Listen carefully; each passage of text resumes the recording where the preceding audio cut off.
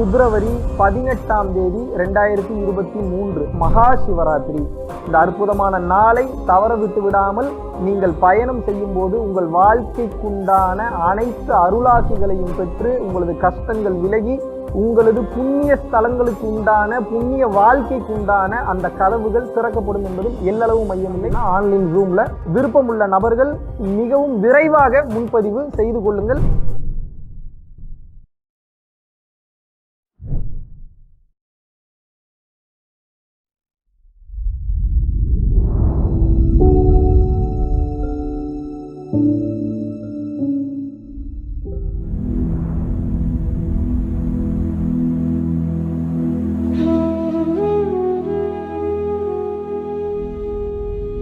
யூடியூப்லேருந்து பார்க்கும்போதுலேருந்து என் வாழ்க்கையில் நிறைய சேஞ்சஸ் வந்திருக்கு. மிஸ்ஸஸ் தான் அது நிறைய மாற்றம் நிறைய வந்திருக்கு. நான் ஆன்லைனில் தீட்சை வாங்கியிருக்கோம் நானும் ஒய்ஃபும். அப்போ நாங்கள் காசு பே பண்ணும்போது அமௌண்ட்டு நீங்கள் சொல்லி எங்களுக்கு கொடுக்க தான் வரோம். நான் நிறைய கிடச்சிருக்கு. அது எப்படின்னே எங்களுக்கு அதிசயமாக இருக்குது. நாங்கள் ஃபவுண்டேஷனுக்கு காசு கொடுத்துட்டே தான் இருப்போம் மந்த்லி. பட்டு அதிகமாக தான் வருதுன்னு தெரியல. அது எப்படின்னு தெரியல, நிறைய வருது. அது எப்படி அந்த சக்தியெல்லாம் எப்படின்னு எங்களுக்கு புரிஞ்சிக்க முடியல. மகிழ்ச்சியாக இருக்குது. நீங்கள் வாழ்க்கையில் வந்தது மகிழ்ச்சியாக இருக்கும். குருவே சரணம். அனைவருக்கும் வணக்கம். முதுகெலும்பு ஏன் ஸ்பிரிச்சுவாலிட்டியில் அவ்வளோ முக்கியமான ஒரு பொருளாக கருதப்படுகிறது அப்படின்னு சொல்லிட்டு ஒரு மெயினான கேள்வி. ஸ்பைனல் கார்டு அப்படின்னு சொல்லுவாங்க. ஸ்பைனல் கார்டு தான் பார்த்தீங்கன்னா மனிதனுக்கு கிடைத்த ஒரு மாபெரும் அரிய வகை பொக்கிஷம். எப்போது ஒரு மனிதனுக்கு முதுகுத்தண்டு நேராக இருக்கின்றதோ அந்த முதுகுத்தண்டு நேராக இருக்கும் அந்த உயிர்களால் தான், கிரியேச்சர்ஸ்னால தான், உயிரினங்களால் தான் இறைநிலையை பார்க்க முடியும் என்பது நம்ம சித்தர் பெருமக்களினுடைய கூற்று. அதுதான் சத்தியமும் கூட. சித்தர் பெருமக்களும் அதைத்தான் சொல்கின்றார்கள், ஞானிகளும் அதைத்தான் சொல்கின்றார்கள். இதை நீங்கள் தெளிவாக எதை ஆழமாக ஆராய்ச்சி பண்ணணும் அப்படின்னா, ஏன் முதுகுத்தண்டு ஸ்ட்ரைட்டாக இருந்தால் அவ்வளோ பவர்? முதுகுத்தண்டுக்கு அப்படி என்ன ஒரு மாபெரும் சம்பந்தம் உண்டு? ஏன் மனிதன் அவ்வளோ அரிதறிது மானிடராய் பிறத்தல் அரிதுன்னு ஏன் ஔவையார் சொல்கிறாங்க? அதனினும் அரிது கூன் குருடு செவிடு பேடு நீங்கி பிறத்தல் அரிதுன்னு ஏன் சொல்கிறாங்க? அப்படின்றதுக்கு ஒரு மாபெரும் காரணம் உண்டு. இதை நீங்கள் தெளிவாக புரிந்து கொள்ள வேண்டும். அதாவது மனிதனுடைய சக்கரங்களை 7 சக்கரங்களாக பிரிக்கின்றார்கள். அதாவது முதுகுத்தண்டுக்கு கீழே இருக்கக்கூடிய பகுதி, ஆசன வாய்க்கும் முதுகுத்தண்டு முடியக்கூடிய அந்த டெயில் போன்ற பகுதிக்கும் நடுவில் இருக்கக்கூடிய அந்த பகுதி மூலாதாரம் அப்படின்னு சொல்கிறாங்க. சிவானந்த பரமஹம்சர் ஆக்சுவல் மூலாதாரத்தை இதை தான் சொல்கிறாரு. இது கீழ் மூலாதாரம், அது மேல் மூலாதாரம் சொல்கிறார். நம்ம ஆக்சுவலாக சக்கராஸ் படி பார்ப்போம் ரொம்ப டீப்பாக. அப்புறம் நான் உங்களுக்கு தெளிவாக விளக்கம் கொடுக்குறேன். மூலாதாரம், சுவாதிஷ்டானம், மணிப்பூரகம், அநாகதம். நடுவில் வந்துச்சு அநாகதம்னா இந்த இதய பகுதியை சொல்கிறாங்க. இந்த அநாகதம் தான் கீழே உள்ள 3 சக்கரங்களையும் மேலே உள்ள 3 சக்கரங்களையும் பேலன்ஸ் பண்ணக்கூடிய அநாகதம். விசுத்தி, ஆக்ஞா, சகஸ்ரா. ஸோ இந்த சக்கரங்கள் ஒவ்வொரு சக்கரமும் ஒவ்வொரு வேலையை செய்கிற. சக்கரம்னா நீங்கள் ஏதோ உள்ளுக்குள்ளே சக்கரம் இருக்குன்னு நினச்சிக்க போகிறீங்க, அப்படி கிடையாது.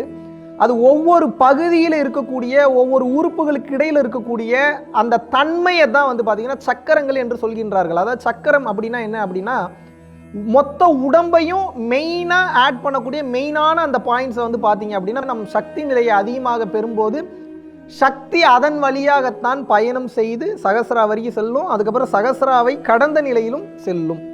அப்போ கீழ்முகமாக சக்தி போனதென்றால் உலக மாயை, மேல்முகமாக சக்தி என்பது எழும்பி விட்டதென்றால் அது ஞானம். இந்த உலக வாழ்க்கை கடந்த ஞானம், பேரொளி, பேரண்டத்தினுடைய காட்சிகள், அதை கடந்த நிலையில் அருட்பெரும் ஜோதி வரைக்கும் பயணம் பண்ணக்கூடிய அந்த ஒளிப்பாலம், ஒளியை நோக்கி ஒளியாகவே பயணப்படக்கூடிய வாய்ப்பு. இதுக்கு எது அவசியம் பார்த்தீங்கன்னா முதுகு தண்டு அல்லது முதுகெலும்பு அல்லது ஸ்பைனல் கார்டு என்பது அவசியம்.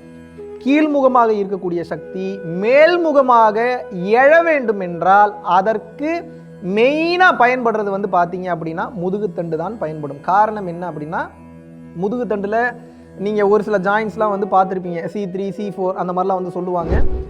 அது ரொம்ப கிளியராக டாக்டர்ஸ் தான் அந்த டேர்மில் சொல்லுவாங்க. அதில் பார்த்தீங்கன்னா எக்ஸாக்டாக முதுகுத்தண்டுக்கு நடுவில் கண்ணுக்கே தெரியாத ஒரு சன்னமான ஒரு ரொம்ப ரொம்ப ரொம்ப ரொம்ப மைன்யூட்டான ஒரு நரம்பு செல்கின்றது. அந்த நரம்பு என்பது தான் பார்த்தீங்க அப்படின்னா குண்டலினி ஆற்றல் பயணம் செய்யக்கூடிய அந்த பாதை. ஸோ அந்த பாதை பார்த்தீங்க அப்படின்னா முதுகுத்தண்டு வழியாகத்தான் இருக்கிறது. பரம்பொருள் யோகம் ரெகுலராக பண்ணுறவங்களுக்கு தெரியும். ஒரு குறிப்பிட்ட லெவலுக்கு மேலே பயிற்சி பண்ணும்போது பரம்பொருள் யோகமோ வாசி யோகமோ எதாக இருந்தாலும் அந்த முதுகுத்தண்டில் வந்து ஒரு ஒரு ஆக்டிவிட்டி தெரியும். ஏதோ எறும்பு ஏறுற மாதிரி இருக்கும், இல்லை ஏதோ சில்லுன்னு இருக்கிற மாதிரி ஒரு ஃபீல் இருக்கும், இல்லை ஏதோ வந்து சில நேரத்தில் ஏதோ கடிக்கிற மாதிரி இருக்கும். கடிக்கிற மாதிரினா வெளியில் உள்ளுக்குள்ளே ஏதோ ஒரு டிஃப்ரெண்ட்டான ஃபீலாக இருக்கும். சில நேரத்தில் பரவசமாக இருக்கும், சில நேரத்தில் காரணமே இல்லாமல் ஒரு மாதிரி டயர்டாக இருக்கும், சில நேரத்தில் ரொம்ப ஆனந்தமாக இருக்கும். இதுக்கெல்லாம் காரணம் என்ன அப்படின்னா, ரெகுலராக நம் சக்தி வாய்ந்த தீட்சையை பயிற்சியாக பெற்று செய்யும் போது அந்த ஆற்றலானது கீழே இருந்து மேல் நோக்கி போயிட்டு வரும். எல்லாருக்கும் உடனே ஏறிடும் அப்படின்னு வந்து சொல்ல முடியாது. அவரவர் செய்த கர்ம வினைகளை பொறுத்தது, அவரவர் செய்த கால சூழ்நிலையை பொறுத்தது. அப்போ என்னன்னா, ரெகுலராக ப்ராக்டிஸ் பண்ணுறவங்களுக்கு நான் சொல்கிறேன் எந்த மாதிரியான அனுபவம் வரும் அப்படின்னா, அந்த முதுகுத்தண்டின் வழியாக அந்த ஆற்றல் மேல் நோக்கி எழுவதை நம்மால் நிச்சயமாக வந்து உணர முடியும். சில நேரத்தில் அது கீழே இருந்து சர்ன்னு மேலே போகும்போது பயிற்சி வந்து அரைக்கண் விழிப்பு நிலையிலையோ இல்லை வந்து முழுக்கண் மூடியோ எப்படி நீங்கள் பயிற்சி செய்தாலும் அது மேலே ஏறி போனோன்னே மேலே ஒரு பேரொலியை நீங்கள் பார்ப்பீங்க. சில நேரத்தில் பெரும் காட்சியெலாம் கிடைக்கும். அது காரணம் என்ன அப்படின்னா, ரெகுலராக பயிற்சி பண்ணும்போது அந்த தன்மையை நம்ம உணர முடியும். சும்மா நம்ம பயிற்சி பண்ணு சொல்கிறோமே தவிர தீட்சை வாங்கின பல பேர் பயிற்சி பண்ணுறதில்ல. மிகவும் வருத்தம் அளிக்கக்கூடிய ஒரு செயலாகத்தான் இருக்குது. இதை நீங்கள் பண்ணீங்கன்னா தான் புரியும் இதில் இருக்கக்கூடிய ஆற்றல் என்ன, வலிமை என்ன என்பது. ஸோ அந்த முதுகுத்தண்டின் வழியாகத்தான் கீழே இருக்கக்கூடிய உலக மாயை மேல்முகமாக நோக்கி எழும்போது உலக மயக்கங்கள், உலக மாயை என்பது முழுதுமாக விலகி அது வந்து பார்த்தீங்கன்னா உங்களுக்கு பேரொலியாக காட்சி கொடுக்கும். அது வந்து அப்பப்போ பேரொலியாக வந்துட்டு போகும், சில நேரத்தில் ஸ்டெபிளைஸ்டாக நிற்கும், சில நேரத்தில் காணாமல் போயிடும். நம்ம ரெகுலராக பயிற்சி செய்யும் போது மூலாதாரத்தில் இருக்கக்கூடிய அந்த குண்டலினி தவ ஆற்றலை கொஞ்சம் கொஞ்சமாக உயர்த்தி நம்மால் அந்த புருவ மத்தியத்திற்குள்ள அந்த காட்சியை நம்மால் பார்க்க முடியும். 10ஆம் வாசலை திறப்பதற்கும் அதுதான் வழி. ஸோ நம்ம சிற்சபை கவனமோ இல்லை புருவ மத்தி கவனமோ இல்லை வாசியோக பயிற்சி ஏதோ ஒன்று நீங்கள் வாங்கி பயிற்சி பண்ணும்போது, சக்தி வாய்ந்த பயிற்சியை செய்யும் போது அனைத்தினுடைய நோக்கம் ஒன்றே ஒன்று தான். என்னவென்று கேட்டீர்கள் என்றால், உங்களது ஆன்மாவை சக்தி பெற செய்து ஆன்மாவிற்கு அதிக சக்தியூட்டி கடைசியில் அந்த ஆன்மாவாகி அந்த உயிர் பொருளுக்கு பக்குவத்தை கொடுத்து அந்த மனமெனும் அந்த திரை விலகும் போது, அந்த மாயை விலகும் போது, அசுத்த மாயா என்பது விலகும் போது உங்களுக்கு அந்த அருட்பெரும் ஜோதி ஆண்டவரின் பரிபூர்ண அருளாசிகள் கிடைக்கப்பட்டு அது பேரொலியாக உங்களுக்கு வந்து காட்சி கொடுக்கும். இதுக்கு தான் அந்த முதுகுத்தண்டு என்பது அவசியம். இதுவே புலியோ கழுதையோ குதிரையோ நினச்சதுன்னா அப்படி அந்த சக்தி என்பது, ஆற்றல் என்பது மேல் நோக்கி எழாது. மறுபடியும் அந்த புலியோ கழுதையோ குதிரையோ வர வேண்டும் என்றால், இறைநிலையை உணர வேண்டும் என்றால் அது வாழ்கிற காலத்தில் அது கொடுத்த 4 அறிவு 5 அறிவை வச்சு நல்ல செயல்களை செய்து, நல்ல செயல்னா என்ன, இப்போ ஒரு குழந்தை வருது, அதுக்கு அறிவு இருக்கும், குழந்தைய கடிச்சு சாப்பிடக்கூடாது. ஒரு சில புலியெல்லாம் சாப்பிட்றதில்ல, ஒரு சில புலி உணவுக்காக கடிச்சு சாப்பிட்றதில்ல. அப்போ அந்த அறிவை தனது சுயநலத்திற்காக பயன்படுத்தும் போது என்ன ஆகுது, அடுத்த பிறவி இன்னும் மோசமாக கிடைக்கல, அதே புலியாக இருக்கும், இல்லை பன்றி கழுதியாக ஏதோ வேணால் பிறக்கலாம். தனக்கு கொடுத்த வலிமையையும் உடல் வலிமையும் மன வலிமையும் சுதந்திரத்தையும் சரியாக பயன்படுத்தி இன்னொருவரை காயப்படுத்தாமல் அந்தந்த உயிரினங்களுக்கு தகுந்த அறிவை வைத்து பிற உயிர்களுக்கு நேசிக்கும் போது, பிற உயிர்களை காயப்படுத்தாமல் வரும்போது அந்த உயிரானது, அந்த ஆன்மாவானது அடுத்த ஜென்மத்தில் மனித பிறவியை எடுக்கிறது. இதனால தான் மாணிக்கவாசகர் புல்லாய் பூடாய் பாம்பாய் தேலாய் பல்விருகமாய் அசுரராய் தேவராய் கணங்களாய் எல்லாம் சேர்ந்த இத்தாவர சங்கமத்துள்னு பாடுறார். 84 லட்சம் யோனி பேதங்கள், 84 லட்சம் உயிரினங்கள் இந்த பூமியில் வாழ்ந்து கொண்டிருக்கிறது. அத்தனைக்கும் படைப்பாளியான இறைவன் என்பவன் ஒரே தத்துவத்தை தான் கூறுகிறான்.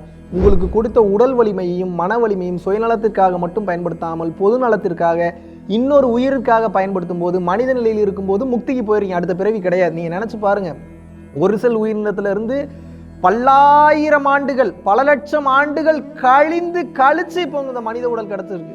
இதையும் நம்ம வேஸ்ட் பண்ணிட்டோம், மிஸ் பண்ணிட்டோம்னா வாழ்க்கை மிகவும் கொடூரமாகிவிடும். இன்னும் நம்ம டீக்ரேடு கூட ஆகலாம். அதனால சரியாக பயன்படுத்தி தவம் செய்து தானம் செய்து கருணை உணர்வோடு இருக்கும்போது பிறவி இல்லா பெருவாழ்வை நீங்கள் அடைகின்றீர்கள். அதற்கு மிகவும் ஆதாரமானது இந்த முதுகுத்தண்டு தான். இதனால தான் கொடிமரம்ன்றதை வந்து கோவிலில் வந்து வச்சுருக்காங்க. அந்த கொடிமரம் என்பது உங்களது முதுகுத்தண்டு தான். ஸோ அதை நிமிர்ந்து பார்க்க வேண்டும். கொடிமரத்தை எப்படி நீங்கள் இப்படி நிமிர்ந்து பார்க்குறீங்களோ அதுபோல் தவம் செய்யும் போது உங்களது கொடிமரத்தை இப்படி நிமிர்ந்து பார்க்கணும். இப்படி எப்படிப்பா கொடிமரமான முதுகுத்தண்டை பார்க்குறதுன்னு இப்படி பார்க்குறல, உள்முகமாக திரும்பி பார்க்க வேண்டும். அது பயிற்சி பண்ண தாராளமாக உங்களுக்கு வந்துவிடும். ஸோ குண்டலினி ஆற்றல் மேல் நோக்கி பயணப்பட வேண்டும் என்றால் அதற்கு மாபெரும் வகையில் பயன்படக்கூடியது, மிகவும் அச்சாணியாக விளங்குவது அவசியமான ஒன்று என்னவென்று கேட்டீர்கள் என்றால் அதுதான் ஸ்பைனல் கார்டு, முதுகுத்தண்டு. நன்றி, வணக்கம்.